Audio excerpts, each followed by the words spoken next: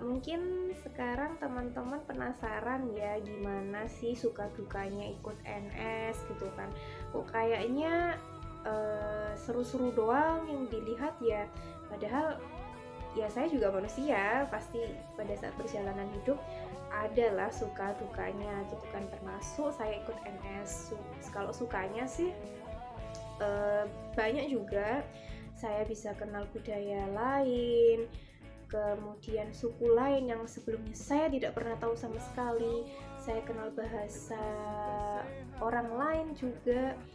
Nah, dari situ saya belajar bahasa lain. Oh, ternyata bahasa ini di tempat ini artinya ini ya gitu. Nah, dari situ kita belajar. Terus kemudian belajar ilmu baru ya, pastinya ya ilmu baru, kemudian orang-orang baru, terus belajar untuk problem solving. Sebenarnya tadi sudah saya sempat jelaskan pada saat keuntungan ini sih, keuntungan ikut NS gitu. Sukanya itu, terus apalagi ya, menambah pertemanan sih yang penting. Kalau saya menambah pertemanan, menambah tali silaturahim dengan orang lain, dengan profesi lain gitu, kerjasama dengan lintas profesi, lintas sektor. Jadi kita tahu gimana sih caranya, misalkan negosiasi tentang program kita dari puskesmas ini. Bapak, Ibu, kami punya program baru nih di puskesmas, kami ingin melaksanakannya pada saat bulan sekian. Keuntungan mengaplikasikan program ini tuh seperti ini gitu. Jadi kita ada kemampuan untuk negosiasi dan kemampuan untuk komunikasi yang baik sama orang lain itu seperti apa gitu. Nah, kalau untuk dukanya kalau dukanya jelas ya, jauh dari keluarga itu pasti. Kemudian waktu penempatan juga, saya ini kebetulan penempatannya itu alhamdulillah ada air ya, seenggaknya ada kebutuhan dasar air, pasar pun dekat, kemudian cari sinyal pun nggak perlu naik gunung seperti teman-teman saya yang lain. Tapi kadang kalau seringnya sih mati lampu. Nah, kalau sudah mati lampu nggak ada sinyal. Pernah waktu itu mati lampu mulai pagi sampai malam, jadi ya nggak ada listrik sama sekali, nggak ada sinyal sama sekali. Sampai waktu itu orang tua sempat tanya kok nggak ngasih kabar gitu. Ya saya jelaskan di sini kadang-kadang kalau mati listrik ya nggak ada sinyal. Jadi ya harus adaptasi dengan seperti itu, adaptasi dengan keadaan seperti itu. Kemudian pada saat itu juga saya ikut kegiatan relawan 1000 guru di Sulawesi Tenggara. Kebetulan tempatnya ini benar-benar nggak ada sinyal sama sekali, bahkan SMS pun nggak bisa selama 3 hari. Akhirnya saya tetap komunikasi sama keluarga saya dan orang-orang puskesmas. Saya izin selama sekian hari ada kegiatan relawan di sini. Ya udah, selama 3 hari nggak ada sinyal dan saya merasakan benar-benar no gadget sama sekali ya kan. Biasanya kita main HP terus tuh, online terus, update status terus gitu kan. Tapi kondisi saya nggak ada sinyal itu ya harus adaptasi, harus mampu dan mau seperti itu. Kemudian dukanya juga ketika kita adaptasi dengan budaya baru. Saya penempatan di Sulawesi Tenggara yang notabene orang-orang luar Jawa ini nadanya keras. Saya orang Jawa jadi pada saat saya pertama kali menginjakkan kaki di Sulawesi, saya dengar mereka suara keras, saya kira orang marah gitu kan ya, padahal enggak, mereka nada segitu tuh wajar gitu kan, wajar banget, dan itu bukan tanda orang marah gitu. Nah, pertama sih itu ya adaptasi, karena saya kira marah-marah tapi ternyata enggak gitu kan. Lama-lama saya adaptasi dengan suara mereka yang tinggi, yang memang nadanya seperti itu tapi bukan marah. Itu sih ada suka dukanya juga. Terus kemudian kita sebagai tenaga Nusantara Sehat itu jangan terlalu idealis jadi orang. Jadi misalkan saya pingin nih melakukan perubahan di puskesmas, pengen perubahan ini, tapi kita juga harus melihat kemampuan dari sumber daya manusianya dan fasilitasnya, karena kita di sana itu fasilitasnya nggak sama dengan yang di kota yang serba ada.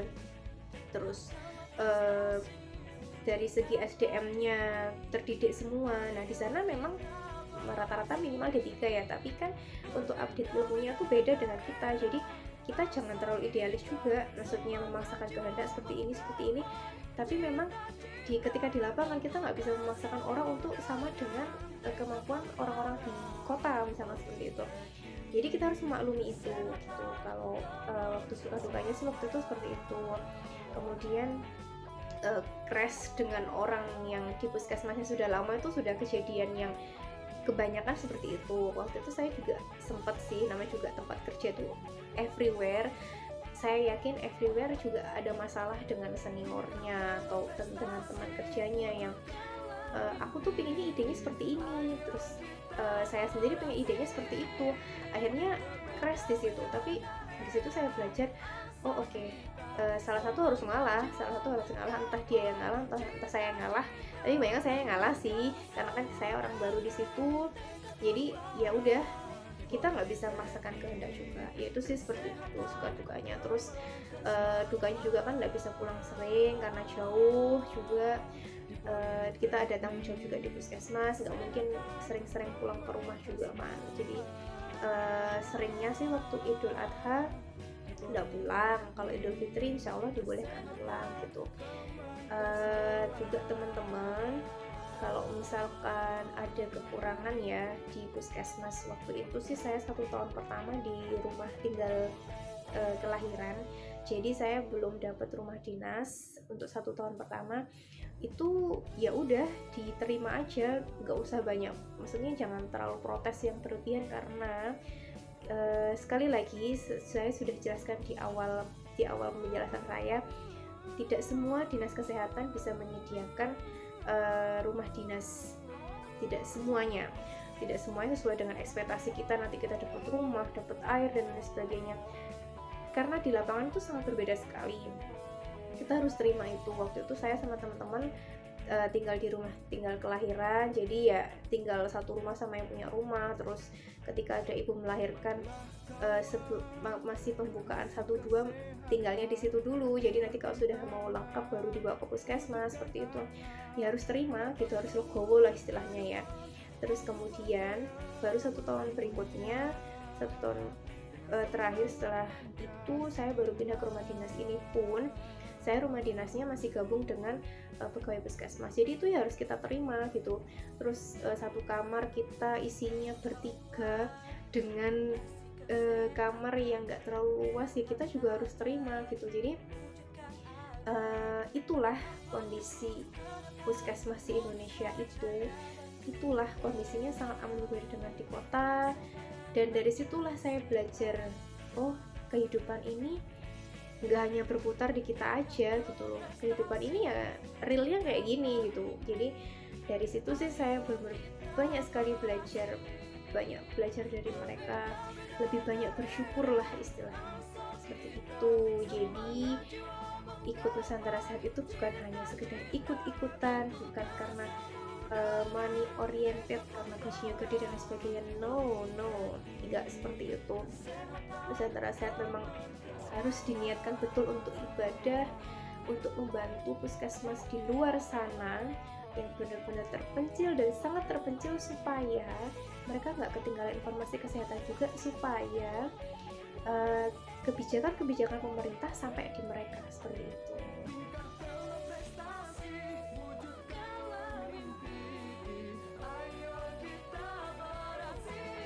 Oke, lanjut ya. Saya sekarang ingin membahas tentang pekerjaan saya sekarang. Adakah dampak Nusantara Sehat dengan pekerjaan saya sekarang? Ada banget, banyak banget, karena saya selama 2 tahun belajar adaptasi, belajar cara komunikasi yang baik sama orang lain itu seperti apa, menerima segala kenyataan yang pahit maupun yang manis begitu.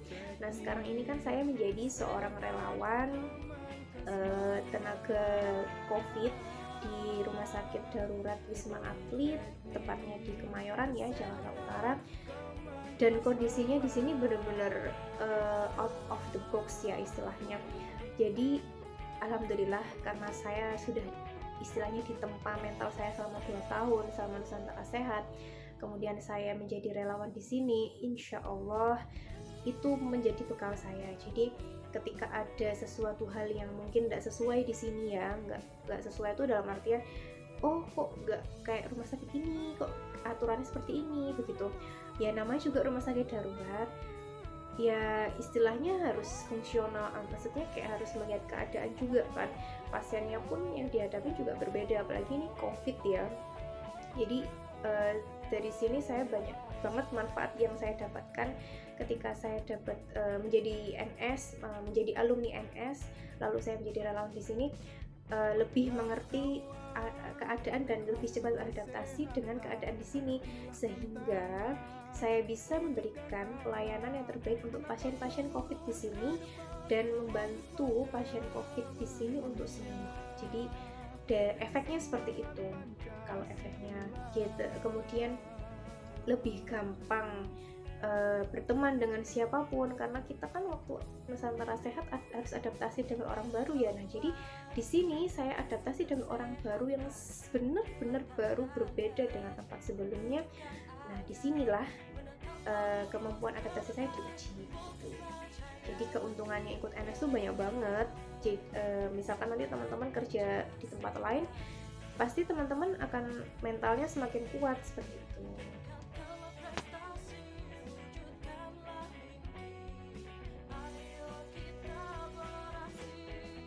Untuk section terakhir, last section, pesan-pesan untuk teman-teman saya, adik-adik saya, kakak-kakak saya, bahkan senior-senior saya yang di luar sana, sebagai seorang tenaga paramedis, khususnya perawat, baik itu perawat, bidan, gizi, dokter, dan lain sebagainya, saya berpesan, ikut Nusantara Sehat itu tidak ada mudorotnya, manfaatnya banyak sekali dan nggak ada kerugian sama sekali ketika kita bisa berbagi dengan teman-teman di puskesmas di luar sana, di tempat yang terpencil, sangat terpencil. Kita bantu untuk membuka wawasan mereka, berbagi ilmu dengan mereka, itu nggak ada ruginya sama sekali. Terus kemudian kita membantu pemerintah juga ya, pastinya pemerintah ini nggak mungkin satu persatu mau didatangin semuanya diselesaikan sendiri, nggak mungkin. Kita butuh kerjasama, kolaborasi yang baik dengan pemerintah. Bantulah, ayo kita bantu pemerintah supaya kesehatan di daerah-daerah terpencil ini bisa terpenuhi sama seperti dengan yang di kota begitu. Jadi misalkan nih, angka kematian ibu, angka kematian bayi ini berkurang karena ada kita yang bantu di sana, membantu mengedukasi masyarakat di sana supaya tidak melahirkan di dukun, misalkan melahirkannya di fasilitas kesehatan, kemudian mengupdate ilmu bagaimana sih asuhan persalinan normal yang terbaru itu seperti apa begitu. Nah, kita ini sebagai agen Nusantara Sehat, termasuk agen perubahan untuk mereka begitu. Nah, kemudian pesan berikutnya, kita kerja, niatkan semua untuk ibadah, janganlah selalu money oriented.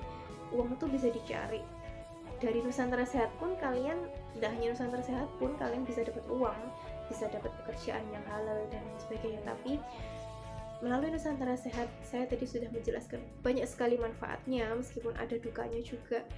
Tapi saya selalu yakin teman-teman, kalau ikut Nusantara Sehat tuh banyak banget manfaat yang bisa kita dapat untuk diri sendiri, untuk orang lain, dan terutama untuk negara kita. Kita ini sudah hidup mulai kecil di sini, setidaknya berterima kasihlah kepada negara, yaitu dengan cara mengabdi di tempat-tempat terpencil.